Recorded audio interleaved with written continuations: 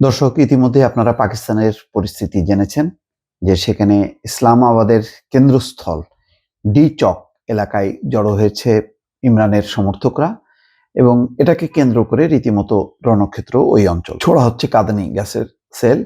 144 ধারা জারি করেছে আগেই এবং 2 মাস ধরে চলবে এবং সমস্ত বাধা উপেক্ষা করে দলে দলে জড়ো হয়েছে ইসলামাবাদে ইমরানের সমর্থকরা এবং এই আন্দোলনের নেতৃত্ব দিচ্ছেন বুশরা বেবি। তার দাবি যে ইমরান খানকে কারামুক্তি দিতে হবে। সেই দাবিতে হাজার হাজার ইমরানের সমর্থকরা এসছে এবং তারা ইসলামাবাদের চতুর্দিকে জড়ো হয়েছে। বলা হচ্ছে যে ইসলামাবাদ কার্যত আসলে অচল হয়ে গেছে, মানে ইসলামাবাদের সাথে সড়ক যোগাযোগ বন্ধ এবং অবরুদ্ধ হয়ে পড়েছে ইসলামাবাদ।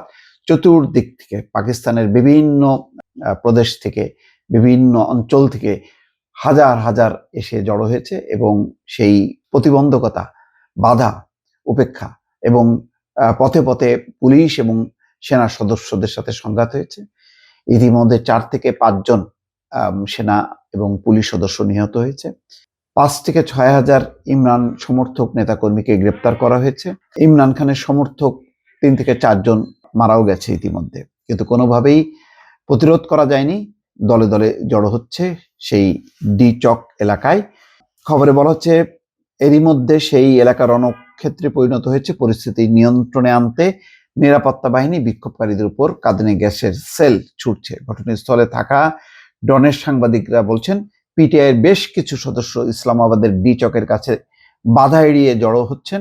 তাদের বাধা দিতে সড়কে প্রতিবন্ধক হিসেবে কন্টেনার রাখা হয়েছে।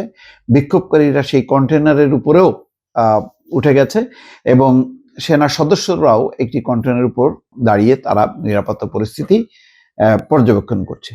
ডি চক হলো ইসলামাবাদের অত্যন্ত সুরক্ষিত রেড জোনের একটি গোল চত্বর। দীর্ঘদিন ধরে এই চত্বর রাজনৈতিক প্রতিবাদের অন্যতম স্থান হিসাবে ব্যবহৃত হচ্ছে।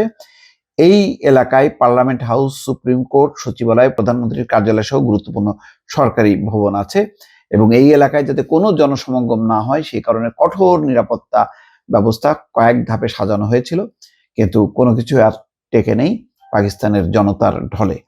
জিও টিভি জানিয়েছে, পিটিআই সামাজিক যোগাযোগ মাধ্যম এক্সে এক পোস্টে জানিয়েছে পুলিশের গুলিতে 3 জন নিহত এবং বেশ কয়েকজন আহত হয়েছে।